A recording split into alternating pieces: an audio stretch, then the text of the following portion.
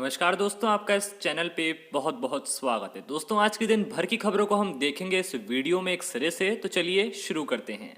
आइए सबसे पहली खबर की बात करते हैं। मध्य प्रदेश के मुख्यमंत्री शिवराज सिंह चौहान ने बुधवार को राज्य में गौ कैबिनेट बनाने का ऐलान किया है, जो राज्य में गौ संरक्षण की दिशा में काम करेगी। चौहान ने कहा कि इस कैबिनेट के तहत 7 विभाग शामिल किए जाएंगे। इन विभागों के नाम हैं पशुपालन, वन, पंचायत, ग्रामीण विकास, गृह, राजस्व और किसान कल्याण विभाग। सीएम ने कहा कि गौ कैबिनेट की पहली बैठक गौपाष्टमी के दिन यानी कि 22 नवंबर को दोपहर 12 बजे गौ अभ्यारण्य सलरिया आगर मलवा में होगी। बढ़ते हैं अगली खबर की तरफ। प्रधानमंत्री नरेंद्र मोदी ने मंगलवार को अमेरिका के निर्वाचित राष्ट्रपति जो बाइडेन से फोन पर बात की। दोनों देशों के नेताओं ने इस दौरान परस्पर रणनीतिक साझेदारी के प्रति प्रतिबद्धता जताई और कोविड-19 महामारी, जलवायु परिवर्तन तथा भारत प्रशांत क्षेत्र में सहयोग को लेकर साझा प्राथमिकताओं और चुनौतियों पर चर्चा की। अमेरिका में राष्ट्रपति पद के लिए हुए चुनाव में बाइडेन की जीत के बाद दोनों नेताओं के बीच यह पहली बातचीत है। मोदी ने ट्वीट किया, अमेरिका के निर्वाचित राष्ट्रपति जो बाइडेन से फोन पर बात करके उन्हें बधाई दी।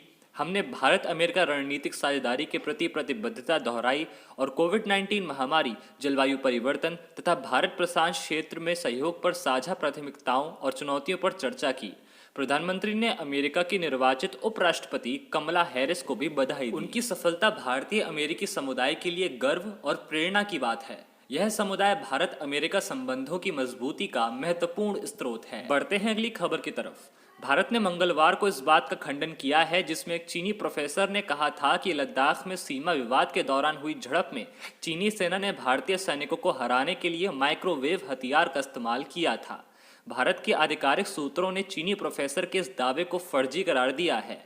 अधिकारियों ने कहा है कि चीन ने बीजिंग के प्रोफेसर की बात का हवाला देते हुए माइक्रोवेव हथियारों का इस्तेमाल करने के बारे में फर्जी खबर परोसी है, जिसमें कहा गया है कि चीनी सेना ने भारत के साथ हाल ही में हुई झड़प के दौरान पहाड़ की चोटी को माइक्रोवेव ओवन में बदल दिया था और विवादित सीमा क्षेत्र में पहाड़ियों पर 2 प्रमुख स्थानों पर कब्जा कर लिया था। बढ़ते हैं अगली खबर की तरफ।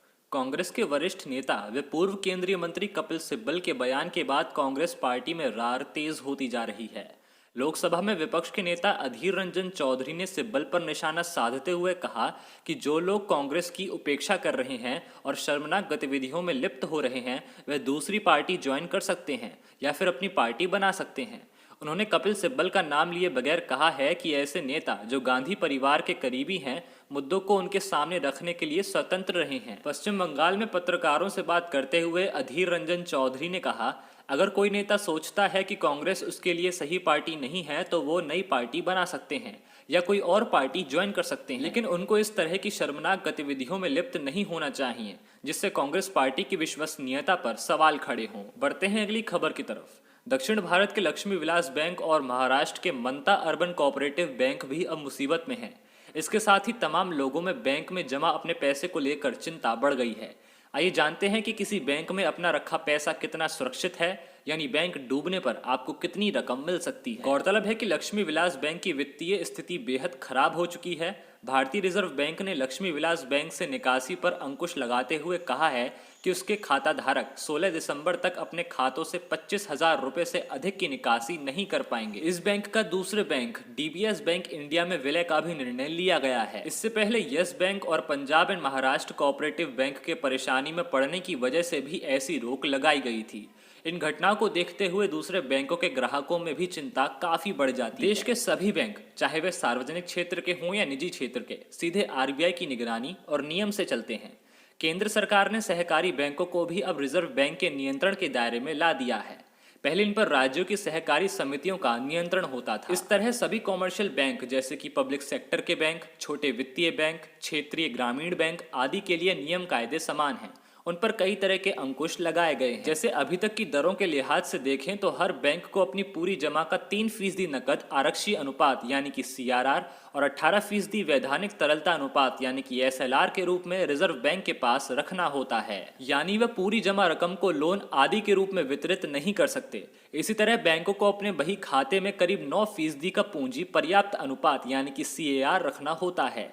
यही नहीं, इस बात पर जोर दिया जाता है कि बड़े बैंक कम से कम 12% का CAR रखें। ये सभी उपाय विपरीत हालत से बैंकों को निपटने और ग्राहकों को विपत्ति की स्थिति से सुरक्षा देने के लिए किए गए हैं। इसी तरह चाहे पब्लिक सेक्टर के बैंक हो या निजी बैंक, सबका RBI ध्यान रखता है।